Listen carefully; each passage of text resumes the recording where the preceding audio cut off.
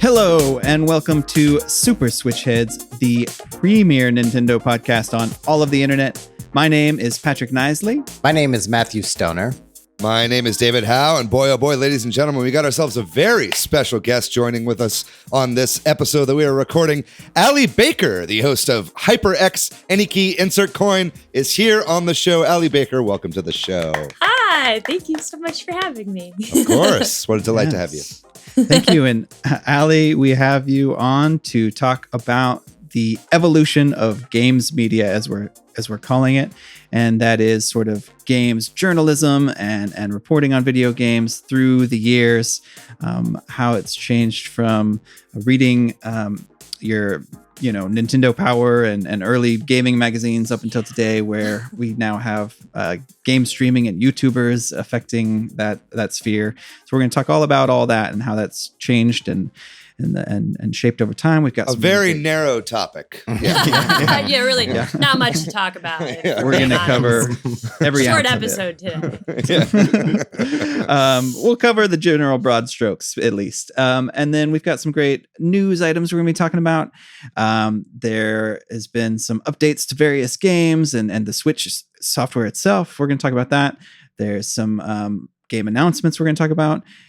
There is some sales news in particular relevant to this podcast and some promises that were made that we're going to go over. I don't know what you're talking about. But before we get into all that, how is everybody here doing? How has your week been? What's going on? How are we doing? I'm doing great. I just got off of my shift. I work on a second job at an Ethiopian spot, and I'm living it up. I'm feeling good. Wonderful. Nice. Jazzed up from your work. That's so full of injera right now. Like yum, I yum. am sitting pretty. That's kind of nice. I mean, when I'm done with my work, I'm just like, it's good.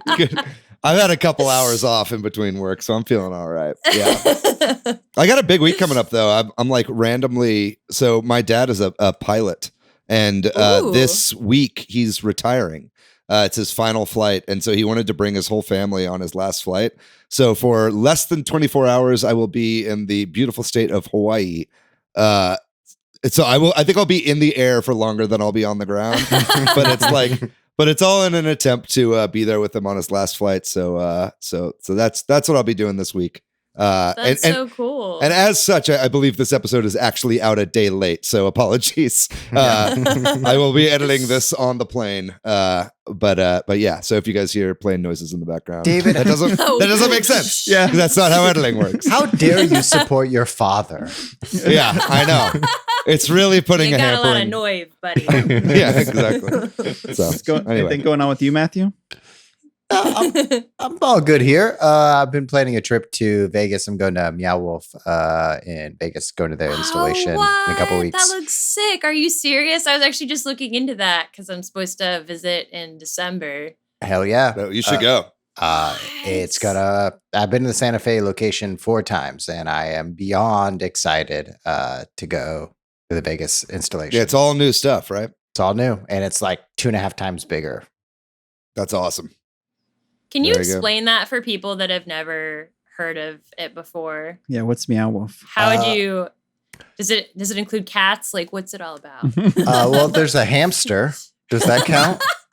At least no, not at all. It's an interactive art museum, and so it's like a museum cross haunted house without all the spooky parts.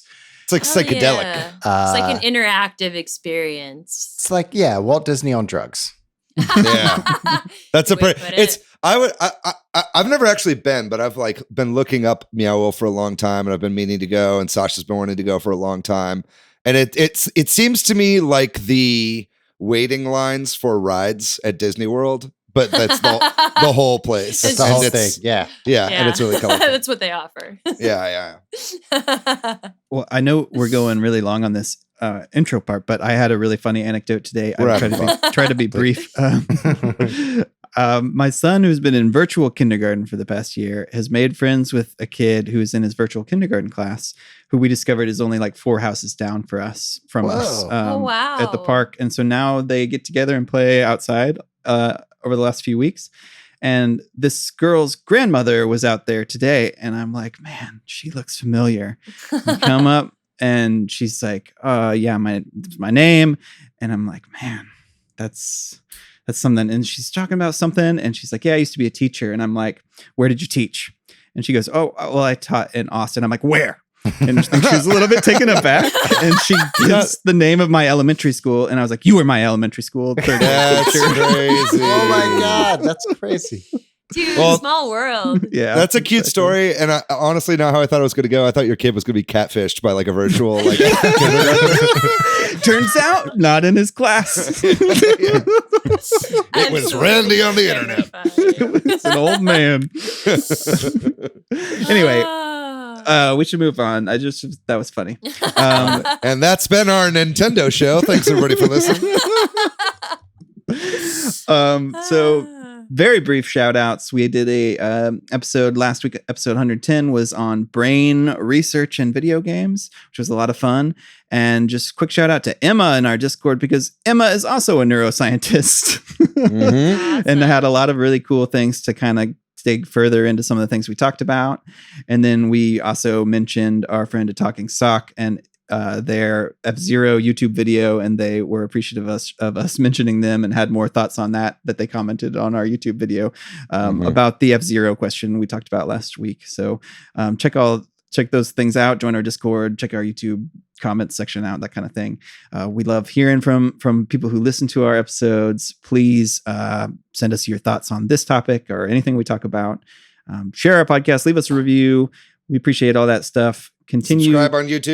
Subscribe on YouTube. You know what, Patrick? You said send us your thoughts, but we'll also take your prayers too. Yeah, thoughts and prayers. I don't take prayers. I'll take them. And remember, 1 like equals 1 prayer. Yeah. 1 subscribe means no more gun violence. Don't you forget. Jeez, yeah. Okay. Moving on.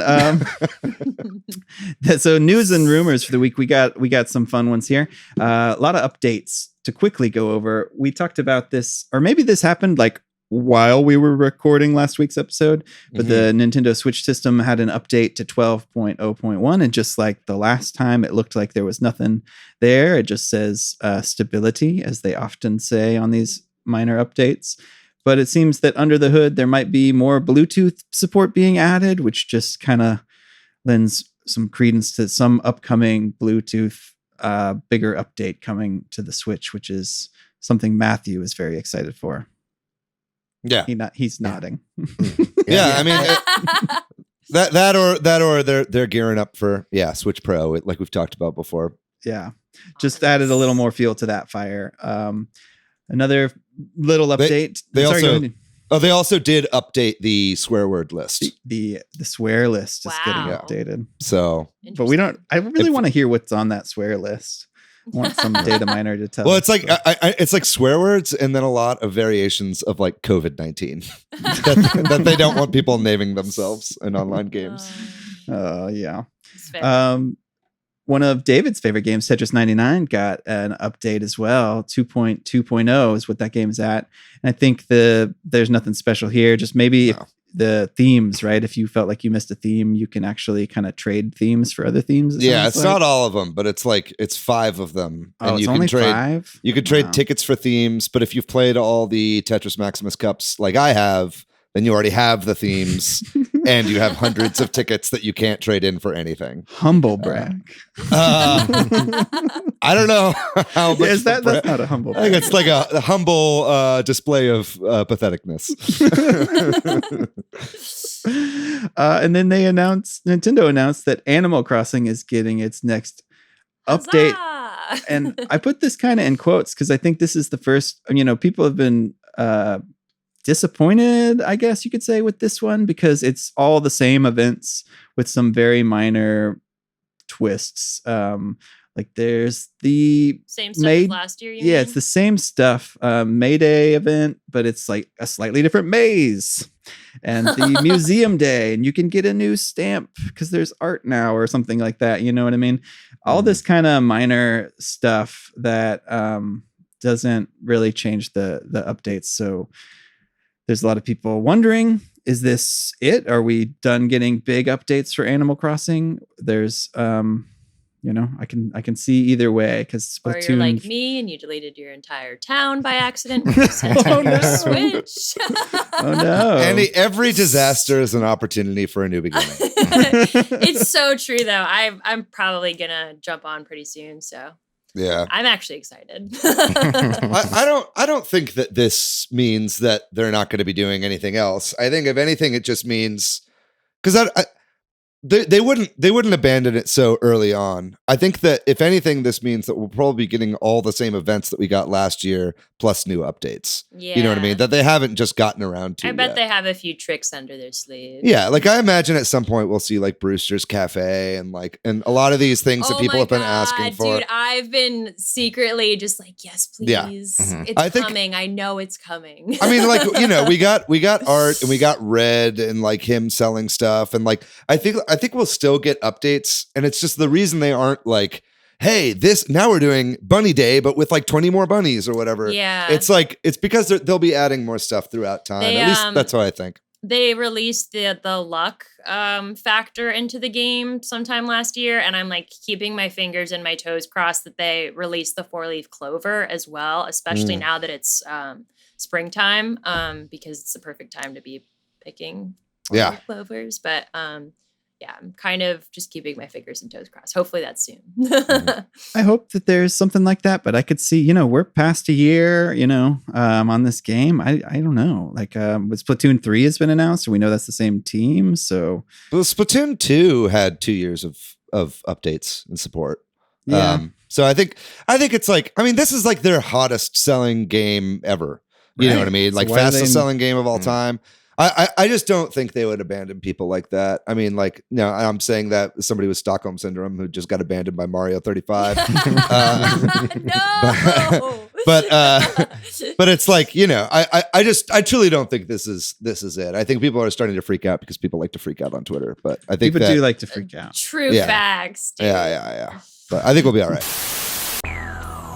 Oh, hey guys, this is David from the future here in a rare video segment. As you can tell, my transmission is coming through a little choppy. But I just got word that Nintendo has decided to fucking finally update Mario Party. That kind of came out of nowhere. What the hell, Nintendo? As Jay said on the Discord, really could have used this one last year, Nintendo. But hey, that's great to hear. They're finally doing an update to Super Mario Party that allows you to play online mode in the main party board game mode. I mean, that was something that we wanted for a long time. I guess the developers needed to take multiple years off in order to make Clubhouse Games 51 Worldwide Classics and then continue to play that game. Just for an extra year after that game came out before they realized they wanted to update Super Mario Party. But either way, I hope this message finds you well. It is the year 2057. There's a war going on, so I wanted to just let you guys know that I heard this about something that happened this week. All right, back to the show. I got this email too, but David, you pointed it out. Nintendo sent out an email saying, the Mario 35 and the 35th Mario anniversary. How did you feel about it? Here's a survey link. And everybody who's, I guess maybe got the pins or something, or I don't know, maybe just people who bought those Mario 3D collection. I think it's anybody who participated in any of the events. So I think that includes like visiting the website that they made for like the Mario 35th anniversary. Also, if you did any of the My Mario missions or whatever, like I think they're sending all the people who participated in that with their My Nintendo accounts these emails. And the first thing they're like, hey, thanks for participating in this thing. Here's 100 platinum coins or whatever, which I think I saw somebody on Twitter say, is this blood money? Because they murdered Mario. Checks But out. yeah, I mean, the survey is definitely worth filling out, I think, because I think a lot of people have been very displeased with the way that Nintendo has been running the kind of limited release stuff for Mario 3D All-Stars, and me in particular with Super Mario Brothers 35. You know, I was part of a big community of people that all played that game every day. I still miss it all the time. So I wrote that in the survey. I think this is a good opportunity for people to like, I think this is Nintendo looking for feedback, or at least Nintendo of America looking for feedback, so they can go to Nintendo of Japan and be like, see, we told you people don't want this People limited here release don't thing. want it. Yeah. Yeah, exactly. So I would say if you get that email, it's probably a good idea to you know, just be honest about what you felt about that situation, because it sucked. And it sounds like y'all, I didn't get this email. So Patrick and David, y'all are probably the active user base. And so Nintendo probably wants your feedback. Yeah. And it kind of makes sense that they're engaging with the folks who are most active or most likely to engage with the platform, but not just Mario 35, but online and signing in, my Nintendo account and all of that. So did you not? You never did the Mario missions, or the you never tried to get the pins or anything? No. Should I get off this podcast? Yeah, absolutely. It's a goddamn Nintendo podcast. You have to get the pin. Dude, I traded my points in for a cool Dodo Air. Like, I actually have it. The tote? The tote bag? The tote bag. I use it. I go grocery shopping, and I like every time people are like, "Did you bring a bag with you?" I'm like, "Yes." And Let's see. Show everyone. Yeah. So check it out. It says Animal Oh, Crossing. okay. Cool. Very nice. Very And nice. then and Switch on the back. Very nice. Okay. Our audio listeners are having a blast right now.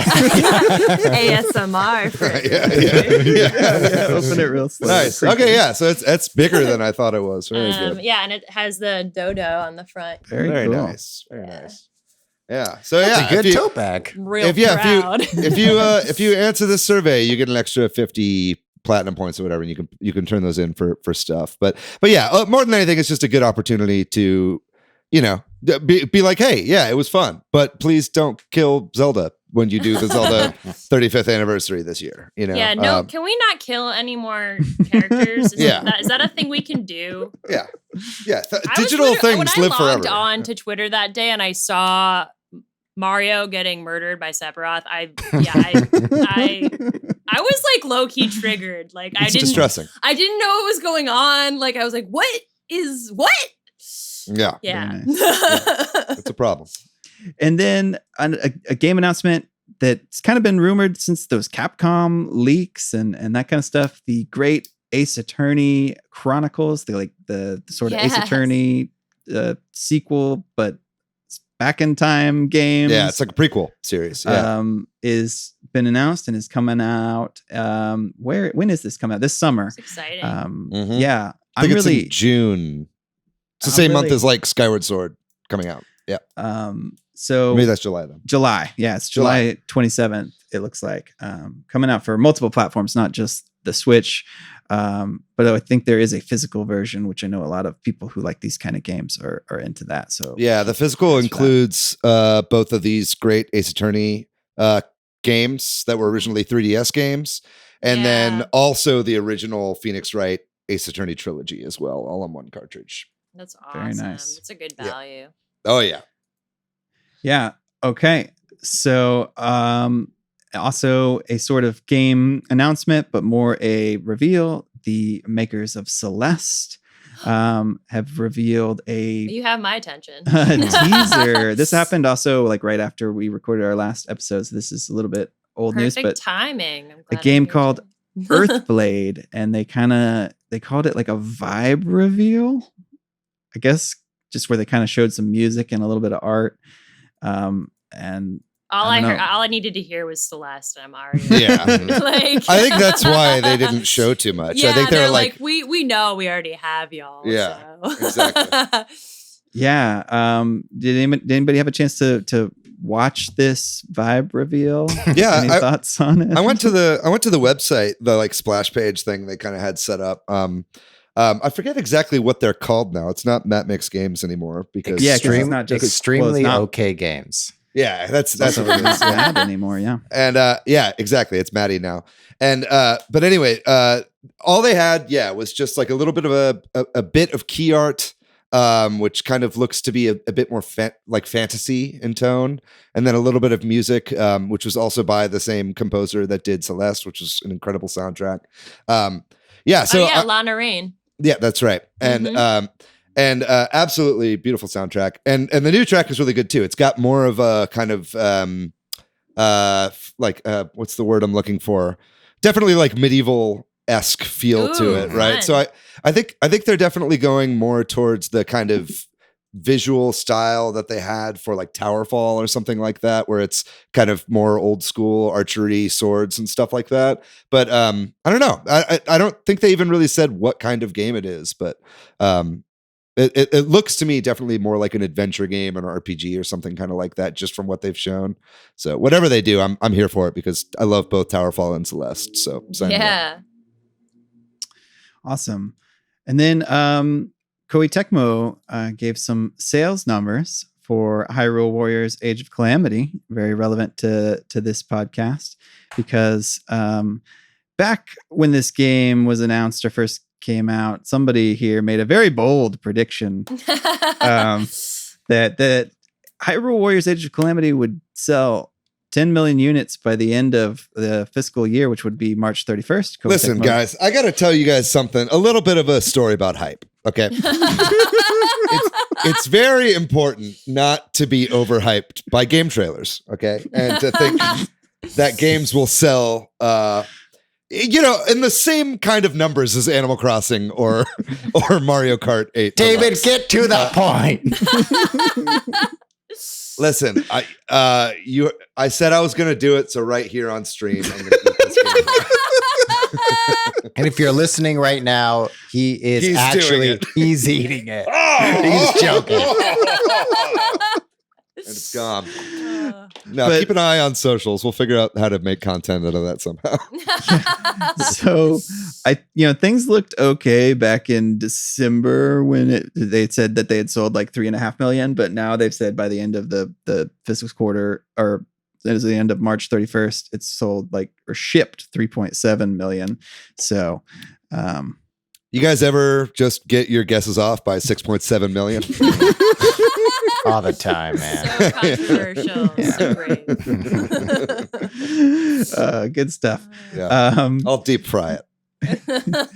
And while we're talking about sales and numbers, according to video game charts, according to numbers they got from Famitsu, the Japanese publication, the Nintendo Switch is the 6th best-selling console of all time in Japan. And it sounds like it's very likely for it to move up at least a couple of notches over the next year or so. I'm surprised that it's still 6th. Yeah. It's been selling so well there. Yeah. And it sounds like that it might be 5th very soon, because the prediction was that will happen sometime in the next month, which is the PSP actually that has the 5th spot.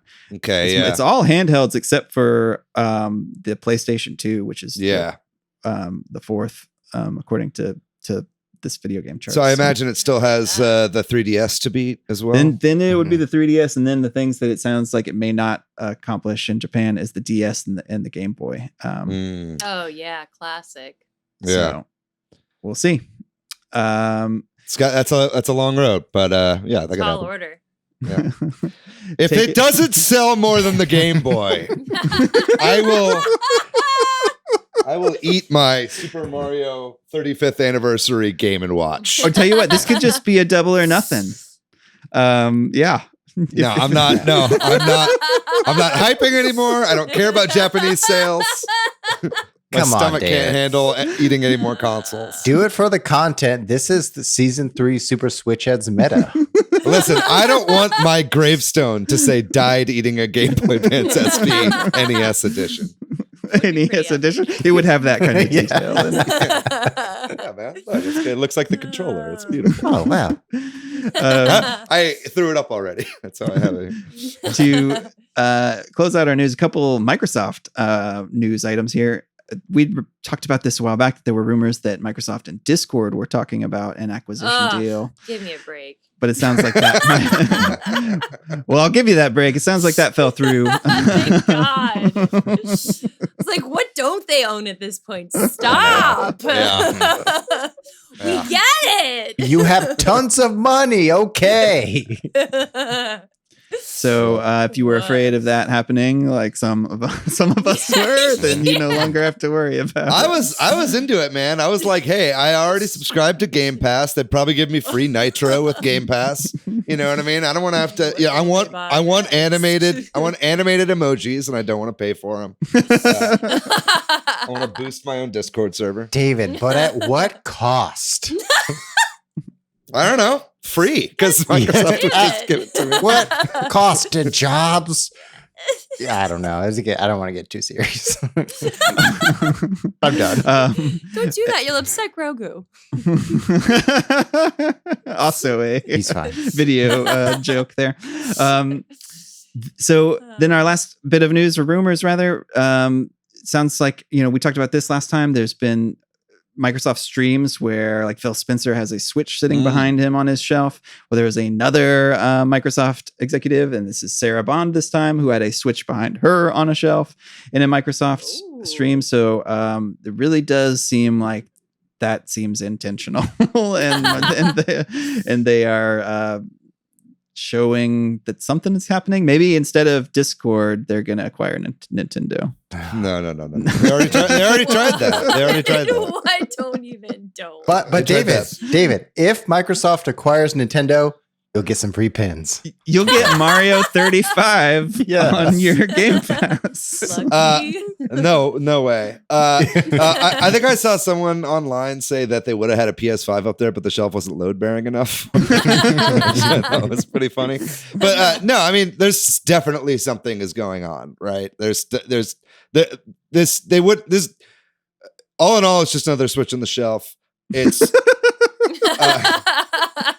but it means something. Play your games. You don't. Yeah, exactly. I don't know. We're recording this episode a little later than we usually do, so if we ramble into weird references, that's why. But no, I mean, there's definitely something going on. I mean, even if it had just been on Phil Spencer's, like everything he puts up there is for a reason. And now this is like the second Microsoft employee that's had a Switch back there. I think we'll hear about it. I don't know if it'll be this summer, E3. like at E3. I've been hearing late in the year, like maybe Q3 or Q4 of this fiscal year. We'll be hearing about something that's going on with Nintendo and Microsoft. You're my best friend. Yeah, so we'll have to see about that. But yeah, something's going on. What do you think about this, Matt? Yeah, I was going to just break down what's in the picture. Sure. So behind Sarah Bond, it's on the shelf. It's Xbox Series X, Series X, Xbox controller, a Game Stack hat, which is like Microsoft Dev Tools, and a Switch. Right. I think that limited amount of things is what makes it stand out more in this one, even more so than behind Phil Spencer. Yeah. No, I mean, it's a thing. There's no news other than there was a Switch on a shelf in someone's back. Yeah. So we're just speculating at this point. What could it mean? And it's a green wall behind her. Yeah. So whatever could it be? Don't know. We'll see. We'll have to see, won't we? We'll see.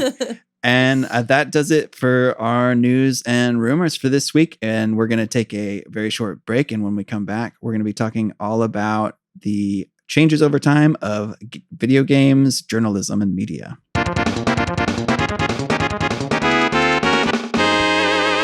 All right. So this week we are talking about the evolution of games media. So just like many industries over the last 25 years, the internet in particular has really changed the landscape of how journalism and media, and particularly today, to what we're going to talk about, video games media, has changed. We used to have physical media like,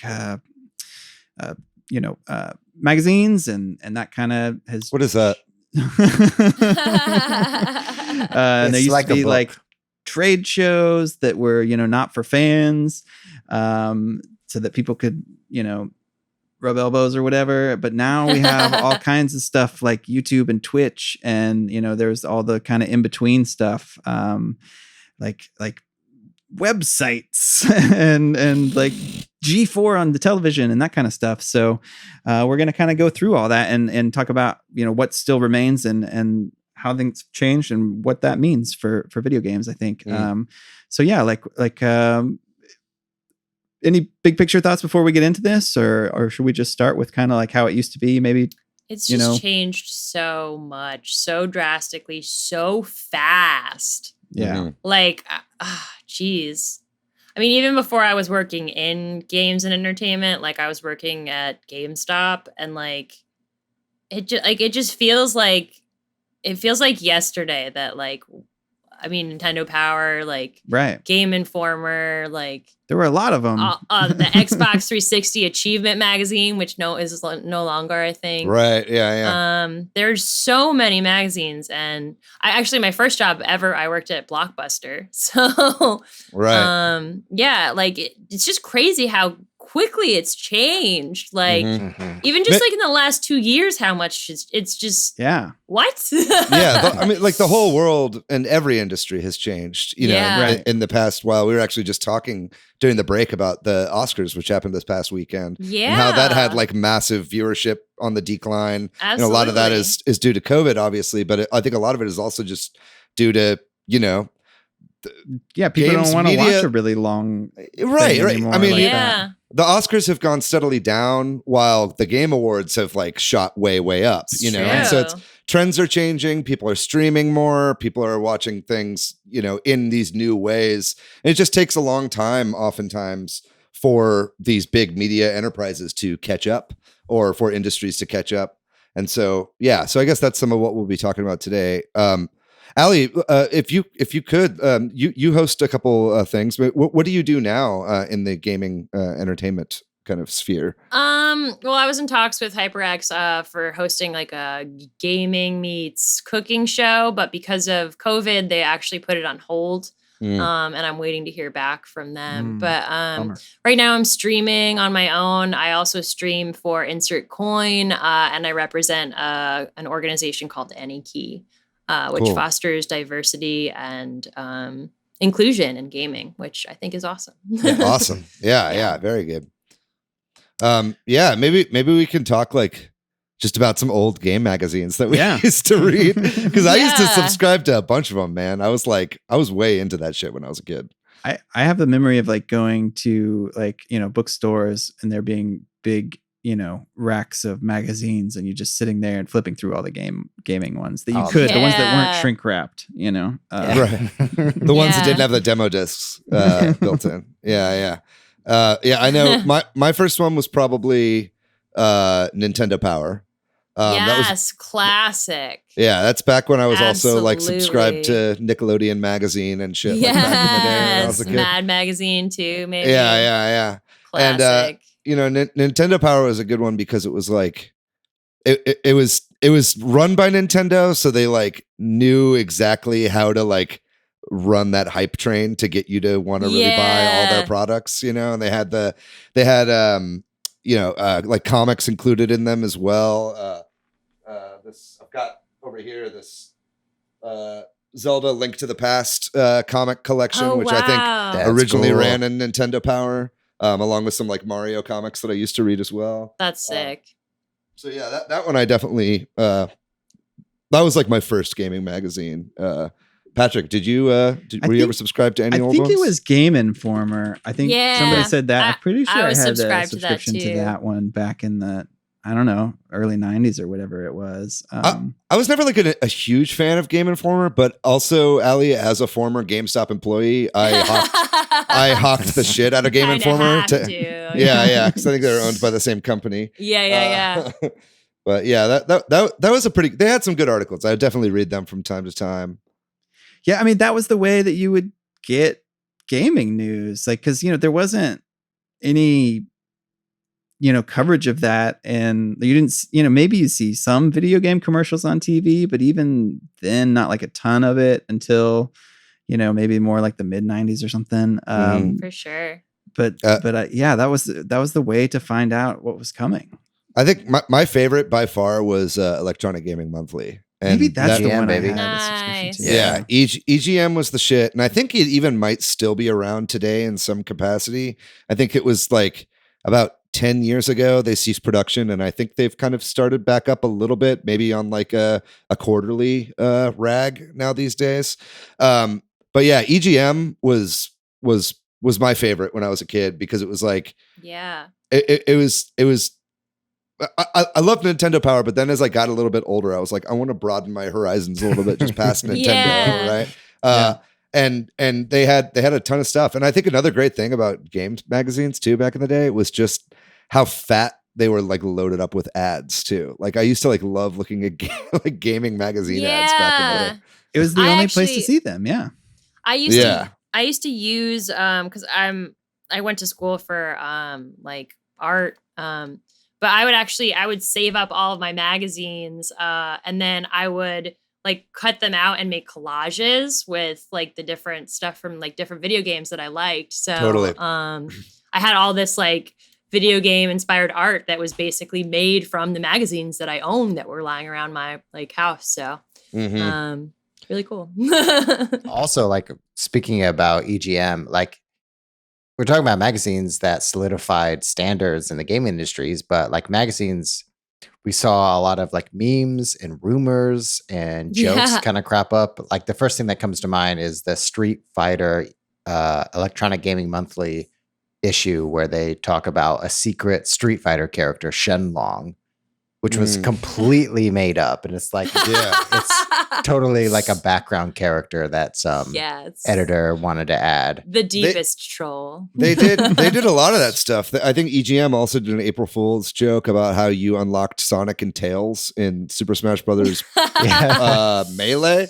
And they even had like fake screenshots and everything, and people really tried to do that stuff and like unlock those, and then it was obvious they made the challenge like something that was near impossible, so people would waste a whole bunch of time trying to do it.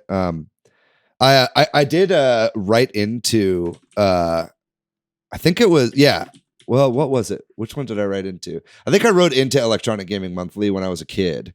Oh, sick. And I actually got published in one of their issues. What? The letter I wrote in, yeah. It was That's like back. sick. I can't like prove it right now because it was back when like, this was like in the pre-internet days when your parents would be like, don't ever give your full name out, because then someone like reading the magazine will like they'll like look you up in the yellow pages and then like come to your house and steal you. My parents would give me this speech every night at dinner. I know what you mean. Yeah. It's like, but now we just like go on online dates and get in cars with strangers. Yeah, with Uber and it's or like whatever. no big deal. Exactly, yeah. But it was on the Final Fantasy X issue that my question was published, and I asked a question about how this is like something that nowadays you just Google, right? But like back in the day, you had to like write into a magazine to figure this out. And I asked them about, because there was supposed to be an NES, there was going to be like a Game Boy port of the original NES Zelda that was going to be made a long time ago. And then it got scrapped. It was going to be made by the people who did the Story of Ages and Story of Seasons games at Capcom. And then it eventually got scrapped, but they were like, all right, yeah, we'll talk about that. And we actually like reached out to the guy, and this is like what he said, so that's like how games journalism used to work. If you want to look it up, my name is Alan Fangor in that magazine. It's based on the Animorphs. It's so funny that you should say that too, because the one gaming magazine that I would buy the most, like the one that I was subscribed to, was Game Informer.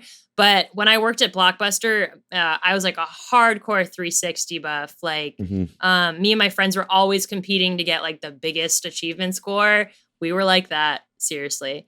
Very cool. So I would buy the 360 achievement magazines, and I had like a whole stack of them, and I would just follow the guides on there. And it's like nowadays, it's like if I want to look something up, I just like Google search it. Like it's not even. This discussion reminds me of something too that's kind of the early days of the internet. I mean, the internet obviously existed before this, but like sort of in the late 90s, kind of when I started getting on the internet, and maybe early 2000s a little bit too, but like DARPANet. Early, like, come on.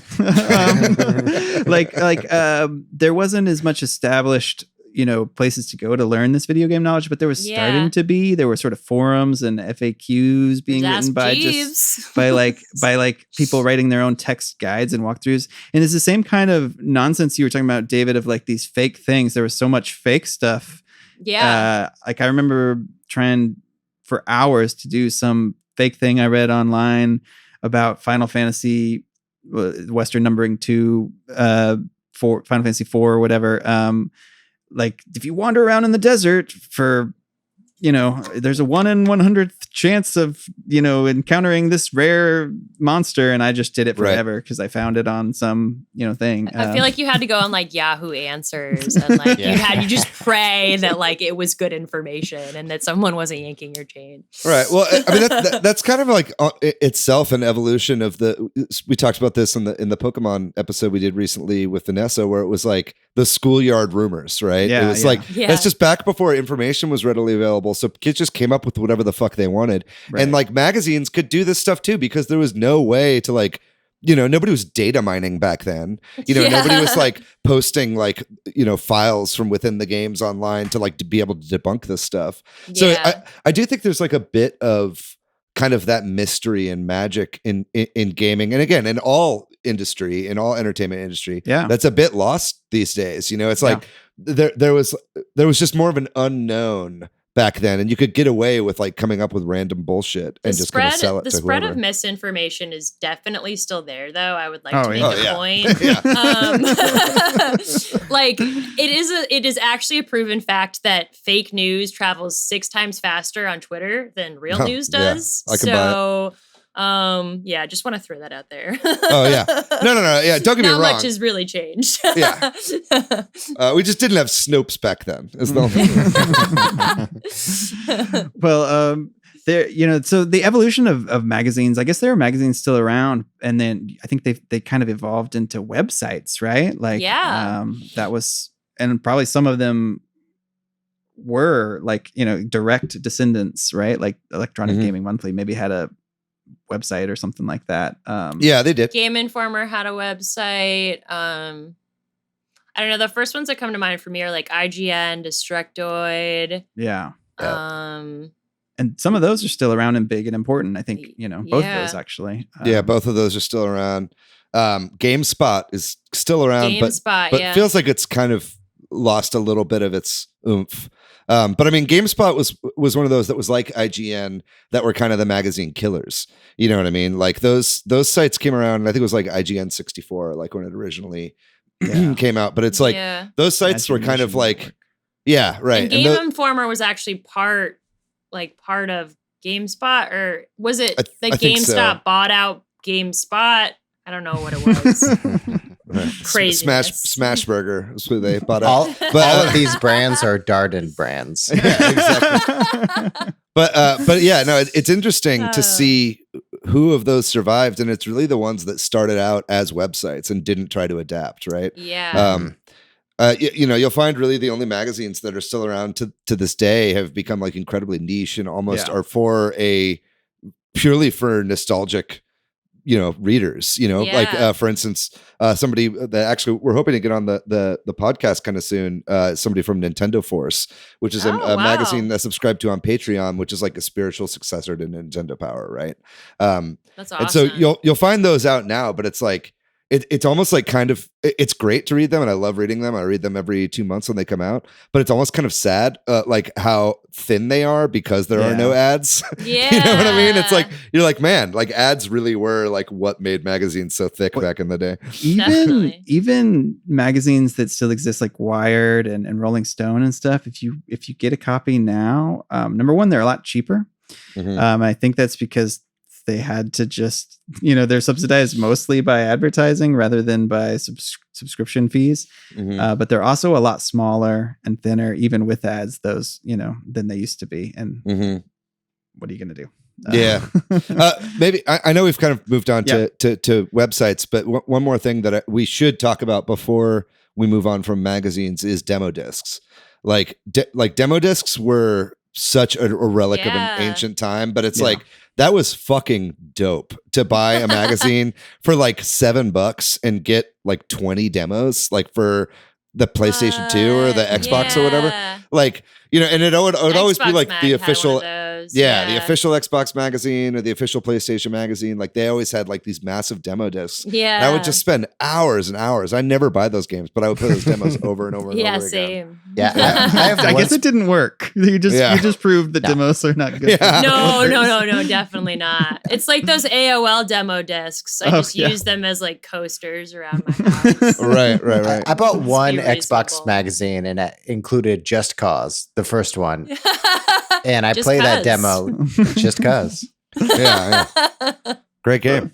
Good stuff. Anyway.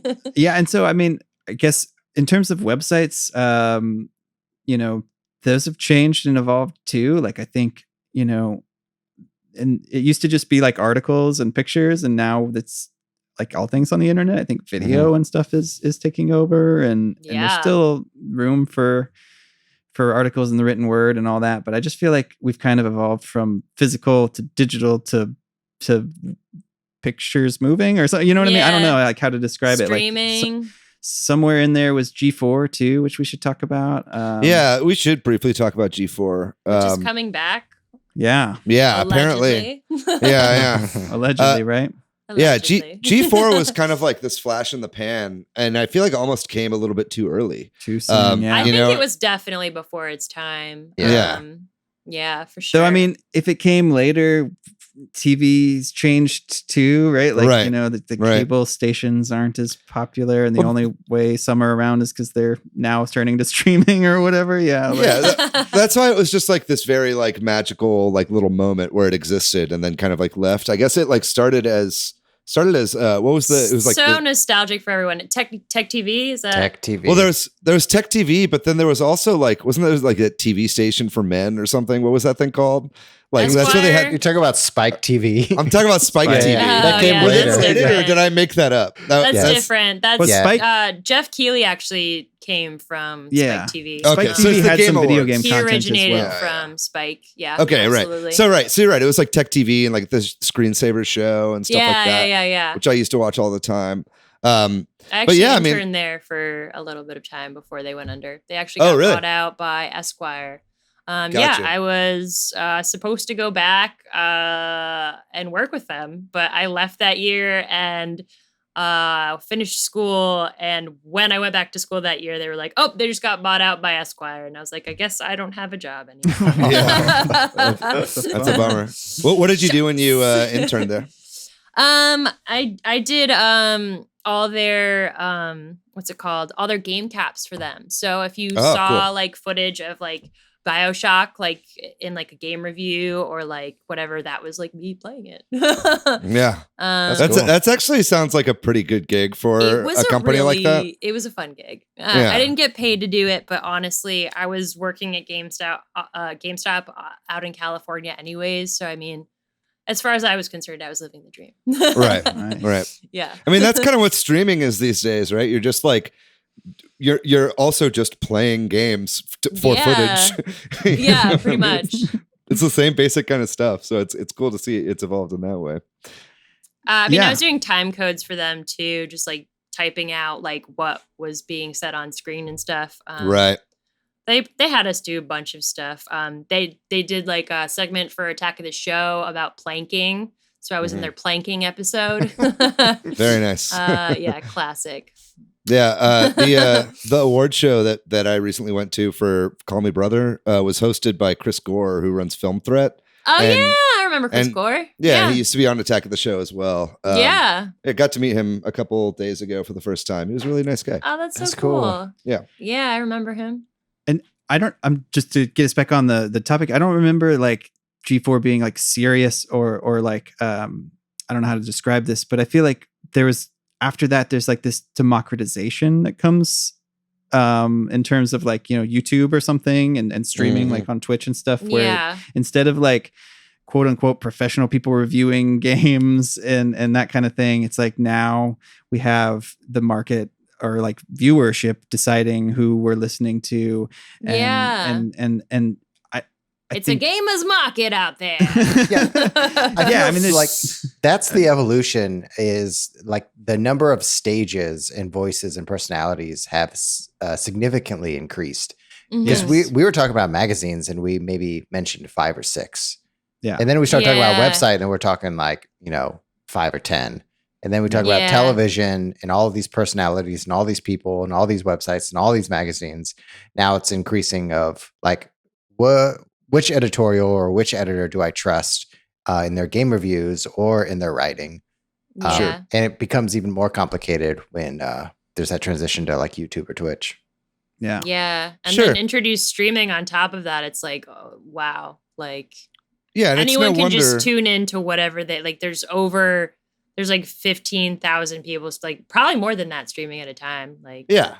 I mean, it's no wonder that you see, places like G4 go down mhm. when you've got, you're just suddenly competing against like this, like hyper saturated market, Yeah. not just in, game reviews and coverage and news, but also in other kinds of game entertainment. And if you're interested in game reviews and news, you're probably also interested in this kind of entertainment. And it's all vying for your time. It's like, we're all comedians, the three of us here, and over the pandemic, people were trying to like transition into like Zoom shows and stuff, and like, they were trying to do like improv shows or game shows online, and it's like,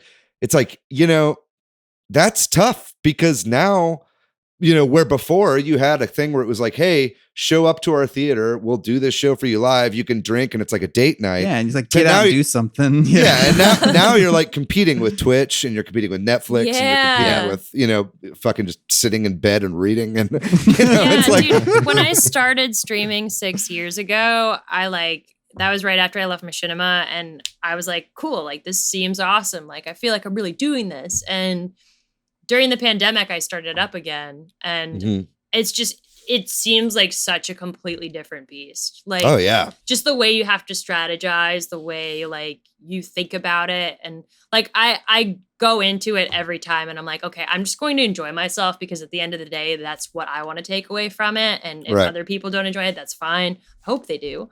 That's what we think about this podcast, by the way. Yes, and that's great, and that's how it should be. But like, it's just crazy because when I started, it was like there weren't that many people doing what I was doing. There weren't that many people streaming, and now it's like there's literally like there could be like 100. Like during the pandemic, there could have been like 100,000 people streaming at one time. And how do you set yourself apart? How do you stand out? Like there's God even knows like how, And I think that's just true of games journalism and journalism more broadly, right? Like that's what the internet did to kill magazines and newspapers, is that everybody's opinion, can be put out there, and it's more about personality and like you were kind of saying earlier, David, who you want to get your things from. And that's dangerous, especially for real news. But it's created a weird feedback loop in gaming too, I think, where like this sort of like, I don't know, the mentalities and things, I don't know how to explain it, like if this makes any sense, but like fan culture informing games journalism kind of, you know what I mean? Yeah, especially with like Twitter and the way that whole like, it's just everyone screaming into the void at any given moment. Hoping they get retweeted or picked up or get a bunch of likes. So I mean, we remember too what happened with the Sonic movie when they like announced that, and everyone just revolted when like I feel bad for whoever was working on that, but at the same time, At the same time, I know. They were off base. Thank you for saying that, because I didn't want to be the one to say it. Listen, David, you are the bravest person here right now. Well, no, I mean, straight up, it's like and brave. Look, I understand, right? That like a group of artists, like all worked tirelessly to like get whatever that thing that they were calling Sonic was out in front of people. That was Sonic. That was not Sonic. Yeah. And so it's like, but it's stuff. But you're right. It's like that is the world we live in, and it's like it's all influenced by that. And not only you're talking though that they actually take the time to listen to the fans. I think so too. I mean, I think that's why I think it's made or break. The movie would have flopped. Like if that wouldn't have happened, like I would not probably have seen the movie if that's what Sonic looked like. I definitely would not. There's no way. I would have seen it. Okay, don't get y'all, me wrong. y'all look crazy. I would have seen that shit like I saw Cats. But did you ever watch Tom and Jerry, motherfucker? Not yet. You just reminded me, and I will. I love shitty movies, man. Anyway, to get back to something you were saying, Patrick, about how like fan interaction and a more democratized internet can influence game journalism. I think that also like we started to see a lot more distrust in games media and games journalism because you were also seeing a lot of the big companies, you know, shilling out lots of money, wine and dining like games journalists and critics and stuff like that. And so and there's always like stories about that, you know, and there's like the Twitch streamers who are like, I love Cyberpunk 2077, and they're sitting in the yellow chair that says Cyberpunk on it. Right. It's like, what's you that know, all about? Yeah, right. And so it's like, there started to be sown a lot of like distrust, and I think even to this day, like companies like IGN like have to deal with that, even when you know, there's this kind of like mentality that like, oh, IGN just like rates everything like 7 and up or whatever, but it's like not true. I mean, like they have got a lot of varied like different kinds of reviewers that all have different sorts of opinions on games. Yeah, but it's like it's where, you know, I think this is the point in games media where like gamers started to like rise up, you know what I mean? And for like better for worse, generally a lot worse, right? This is where we saw like the rise of Gamergate and all that shit, right? And so it's like, but it just becoming so ubiquitous outside of just the magazines, outside of just G4, and into the sphere where everybody has a say, kind of led to this like weird, like toxic uprising of like gamers. Definitely. I don't know. That's just kind of an aside, but that's something that I saw as we democratized it, right? Yeah, I mean, on that point, like David, I mean, you mentioned the movie TV series Century of Self, and that explores this idea of like, you know, people pursuing themselves and going to seek out their own pleasure. And there was a shift that happened where, like, I remember in high school or college, people were like, never sell out, like do what you do and never sell out. But now, like, I see like Mr. Beast selling hamburgers, or you know, like dude, people selling out, wild to me. And it's like accepted, which is okay and totally fine. I mean, if someone wants to sponsor Super Switch Headz right now, I would love to be sponsored by Garden Brand. We'll sling burgers on any corner. We're partnering with GameStop, aka Smash Burger. It's very true. I went to school for journalism, so for me, like I was taught, like, if someone's gonna come to you and be like, hey, you want, like, it's just like a conflict of interest, right? And same, like I was of the same mindset of, you know, of Matt, like never sell out. And I've always been very opinionated with the games that I like, and maybe that just comes from, you know, working at Blockbuster and then GameStop. But yeah, it's wild to me that like people are just, like Mr. Beast with the burgers and stuff. One of my friends, Chef Mike Harowitz, I think, is doing like a burger for Mr. Beast. Oh, really? Whatever. I think it's the same guy. But yeah, he did the Wendy's menu.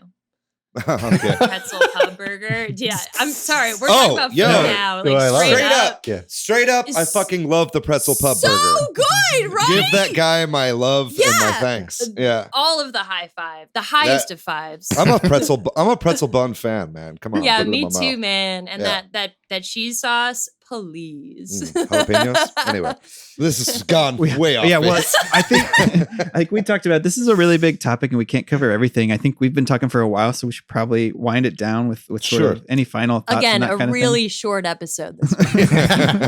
But very focused episode.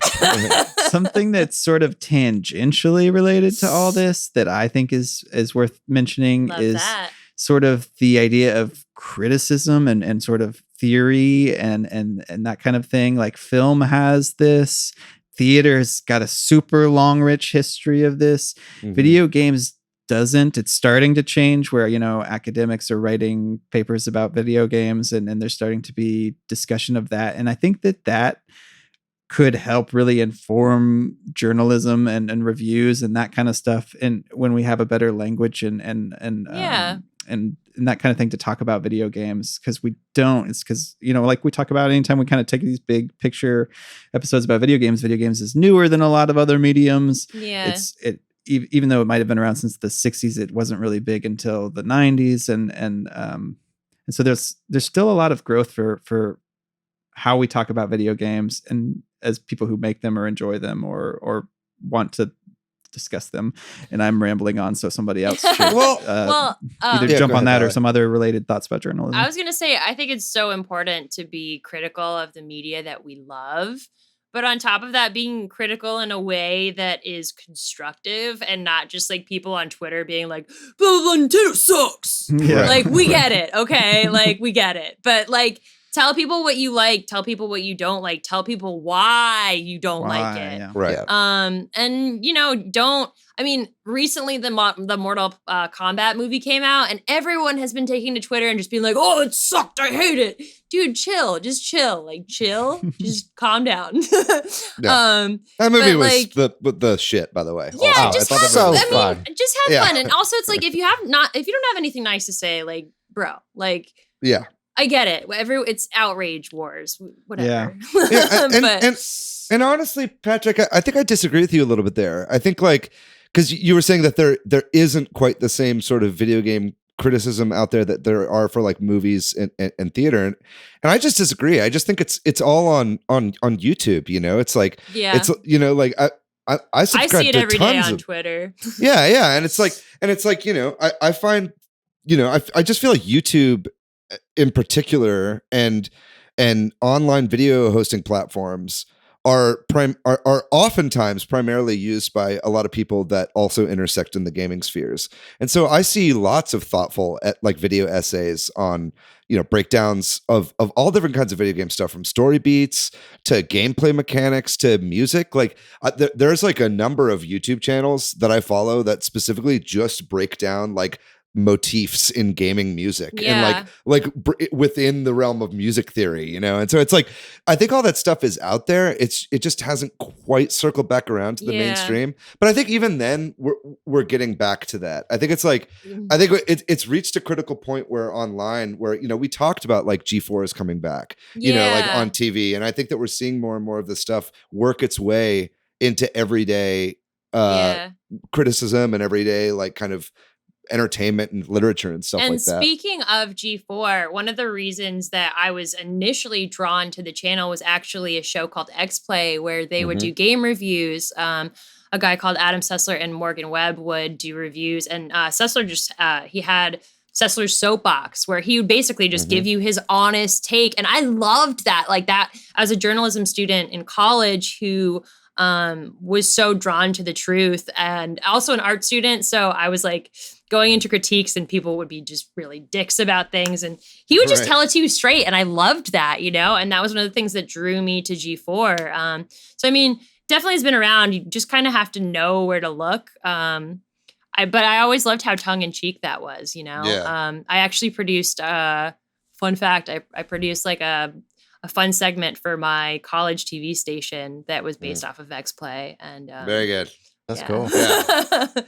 I used to do stuff like that too. Man, I'm a Sessler fan for sure. And he's been pretty active on Twitter. He's turned into crotchety old man mode, but I also love that about him. Yeah. It's kind of his MO. Yeah. I'm all about it.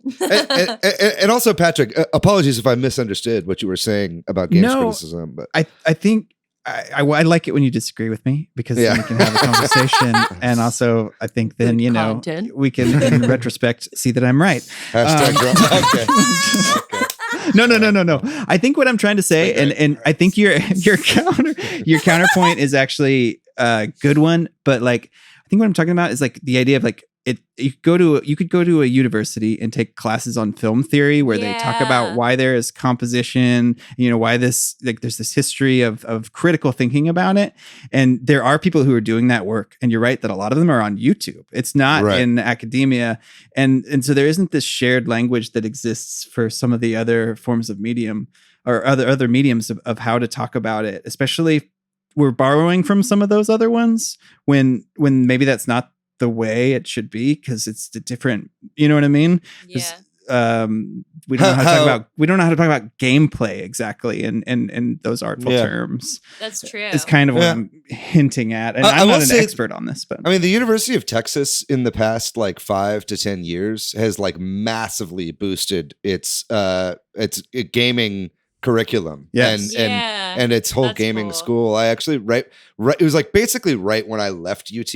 I wasn't like fuck you. I like graduated, but whenever my last year there, I did take a video game writing class with Sheldon McCarty. He was one of the writers, or he was like the main writer on the original Deus Ex, and it was like sick. Yeah, and so he had a lot of stuff to talk about, just like the ways that storytelling can influence I'm a big Adam gameplay Jensen and girl.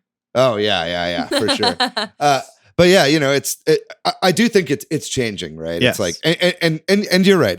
That's I think what you were getting at was like we're in like the pubescent period of it, sort of it coming into a critical. That's kind of the same space. reason I was drawn to games journalism, is because at the time I was studying art and television production. So I was doing critiques of art, but I was like, I mean, despite whatever Roger Ebert likes to say, I thought that video games were an art form, and I was like, well, he's why dead. Are we critiquing this? I know exactly. Too soon. Who's laughing now, Raj?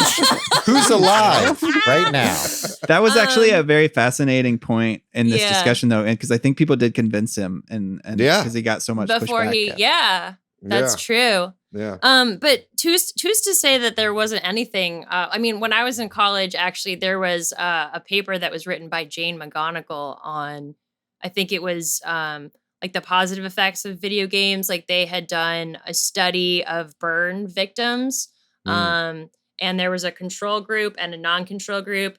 The control group just, went along with their treatment as usual, and then the second group played video games while they were actually getting better.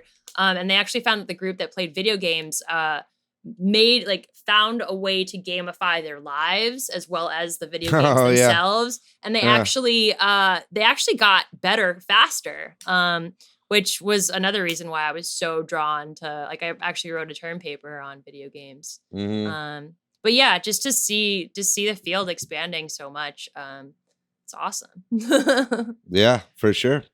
We had a neuroscientist on last week. He was talking all about that shit. That's sick. We should close this discussion down, and I want to hear something from Matthew before we go. Yeah. Thank you. Take us home.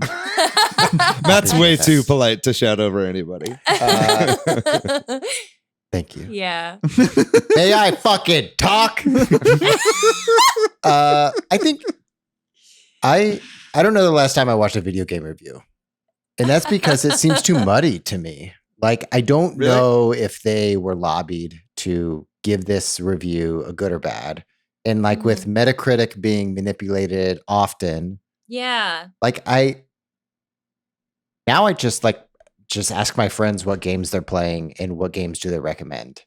And I can't. So there's not like people that you trust that you like watch reviews of? I think it depends. There's not like any editorial or like I read Kotaku and Polygon. Every day I read those, but I don't check out their reviews. But like someone like Dunkey, who is entertaining and funny, but he has like a great episode thing on YouTube, whatever you fucking call those things.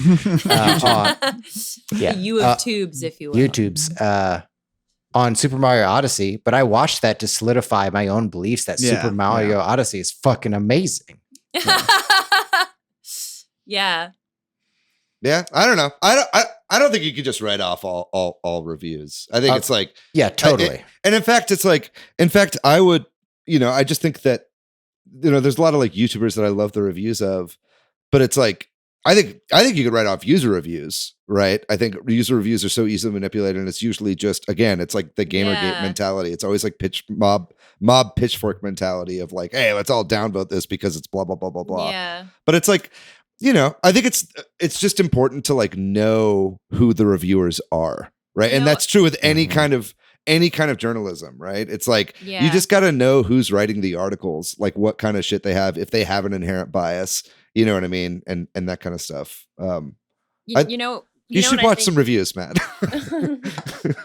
I was just gonna say, what I think is really interesting is with the decline of game stores now, with how everything's gone electronic.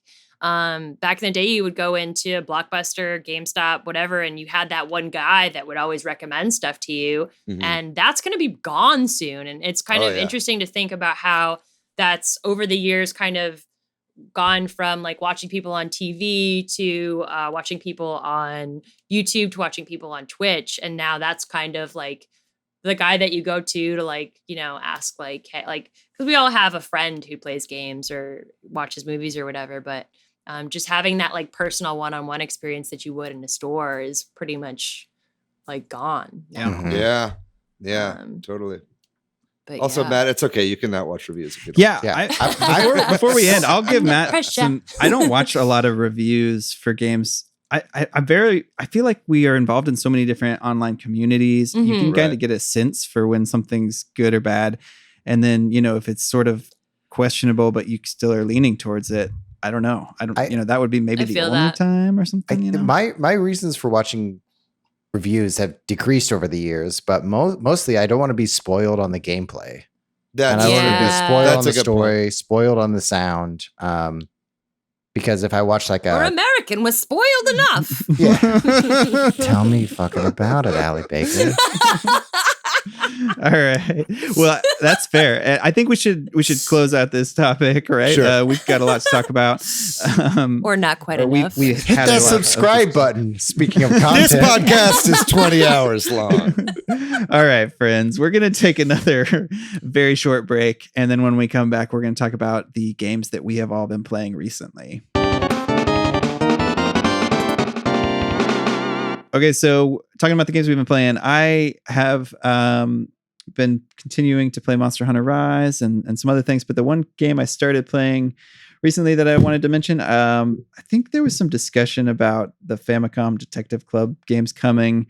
And I was kind of like, oh man, I want to finish the Phoenix Wright Ace Attorney games that I've been playing Yes. before that happens.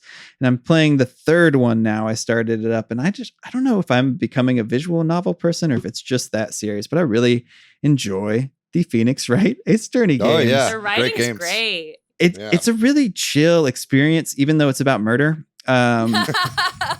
Because of the gameplay is just, selecting dialogue. And if you screw up, it's not a big deal. I mean, you can get game over screens, but you just save and so like I often play it in bed at night if I'm not going to read, like David said, which Mhm. is the ultimate option. Something you said Yeah, earlier, reading but- will never go away. Yeah. But like if I feel like playing a game, it's a Classy. really great end of the day game, and I'm enjoying the third one of those, and I'm looking forward to Famicom Detective and this other Yeah. Ace Attorney trilogy coming too.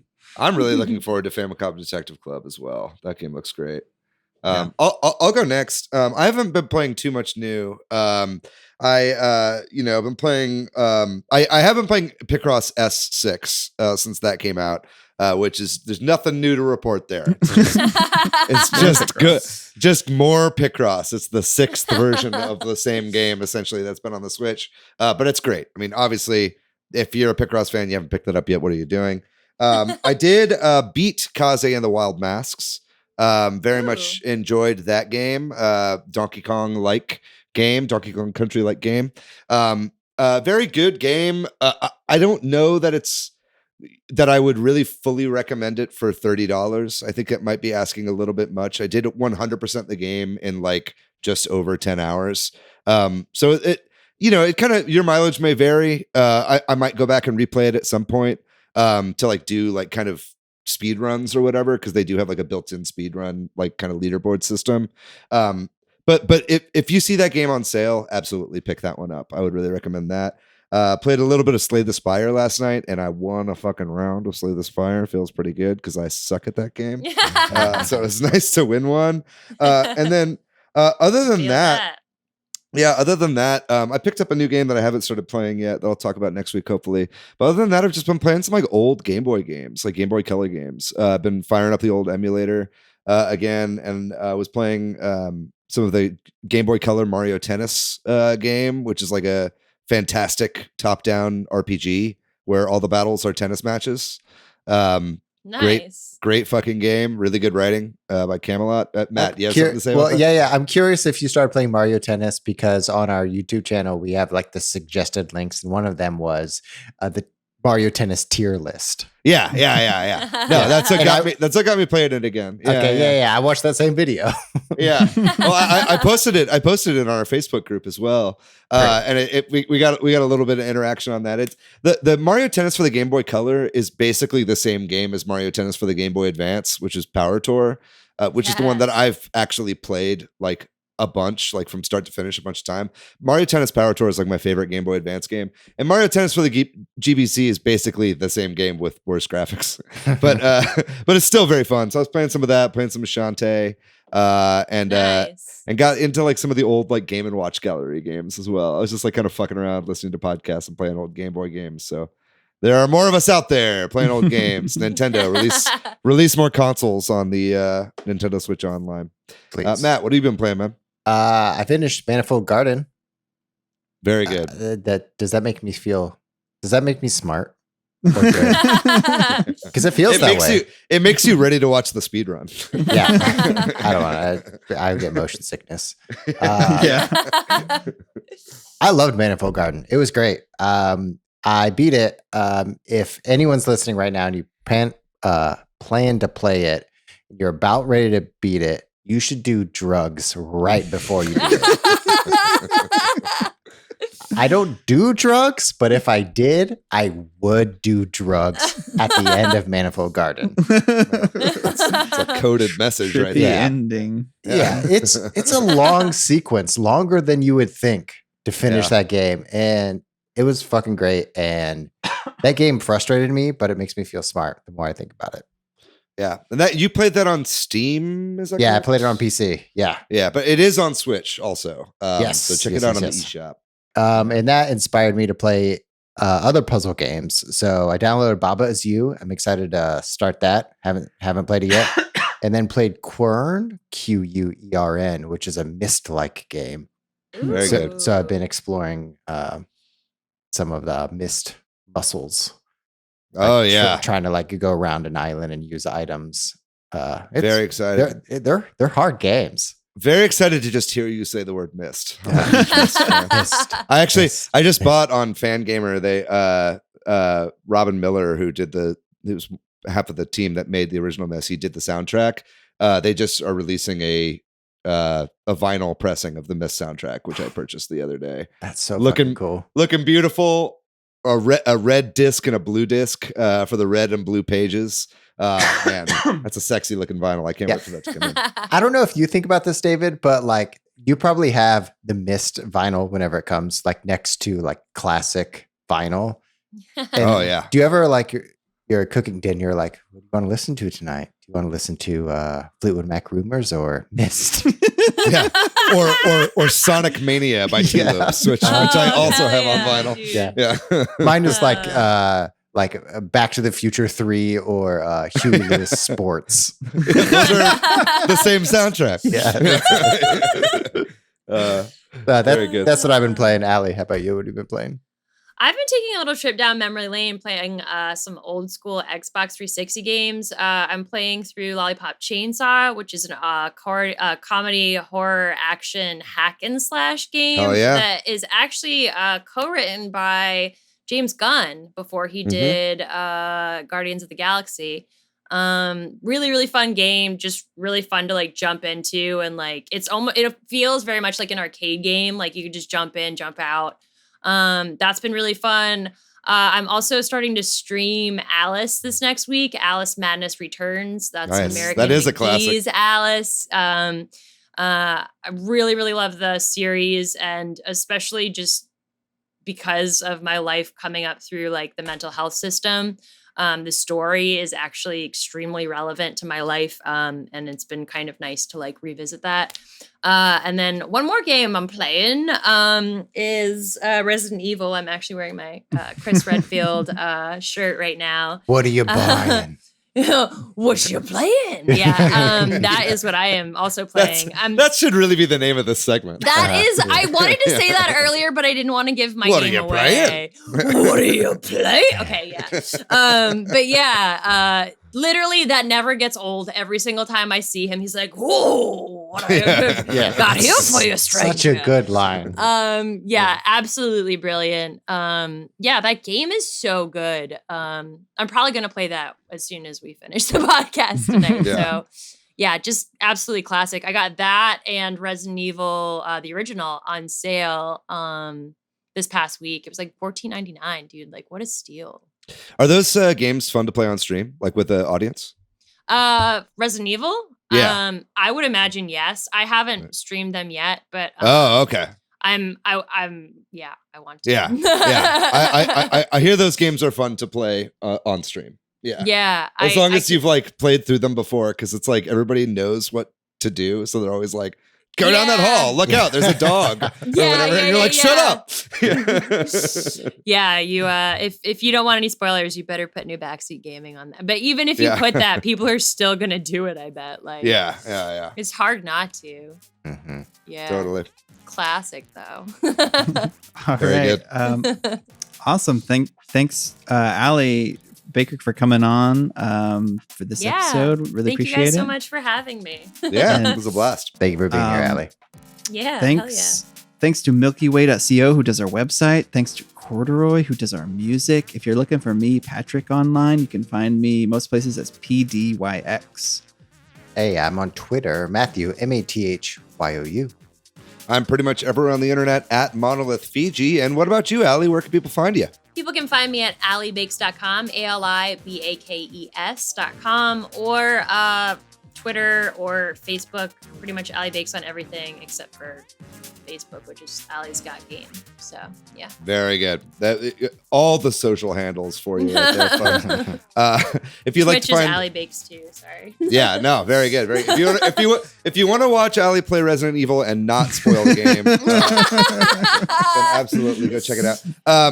If you'd like to find our show on social media, we are at Switch Headz on Twitter. We are at Super Switch Headz on Instagram and Facebook. And then, of course, we've got our communities, our Facebook group and our Discord server, both of which are popping, and we'll have links to those in the descriptions of this video or wherever you're listening to this podcast, if not on YouTube. But subscribe to our YouTube, please. We need more subscribers on YouTube. So fucking what are you doing? Go do that right now. There's something in it for you. If we get to 250 subscribers, we're doing a special. So make sure you subscribe ASAP. Gonna eat that game. No, I'm not promising to eat any more. What are you eating? Yeah, exactly. What are you eating? What is your body trying to process, but is unable to? But that just about does it for the show, folks. Thanks so much once again to Allie for joining for this episode. We got a great episode for you next week. You know what? No, actually, no. I'm not going to tell you what say it's it? about. I mean, we already know what it is. I know, but I said I wasn't going to do it anymore. But listen, next week, there's a big game coming out this week. New Pokemon Snap is coming out. We're going to be talking all about it next week. So make sure you fucking tune in to that episode. It's going to be a good one. That's right. Thank you. I didn't give you the credit you needed for that quip. But other than that, folks, make sure you tune in next week, especially if you're a Pokemon fan. That episode's going to be lit. And then, I don't know I said it like that. But be safe out there. Wash your hands, wear a mask, get vaccinated. Even if you're vaccinated, wear a mask out there. That's right. Remember to hydrate. Let's go out there. If you're vaccinated, let's go out there. Let's get out of the house. Let's start patronizing some of these local businesses that have been needing our support over the past year because our government has failed us. Ladies and gentlemen, that's going to do it for the episode. We love you very much. We'll see you next week. Bye-bye.